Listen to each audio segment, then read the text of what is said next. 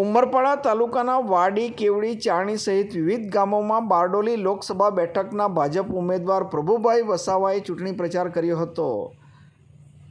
બારડોલી લોકસભા બેઠક ઉપરથી ચૂંટણી લડી રહેલા ભાજપના ઉમેદવાર પ્રભુભાઈ વસાવાએ આજે માંગરોળ વિધાનસભા મત વિસ્તારમાં આવતા ઉમરપાડા તાલુકામાં ચૂંટણી પ્રચાર કર્યો હતો.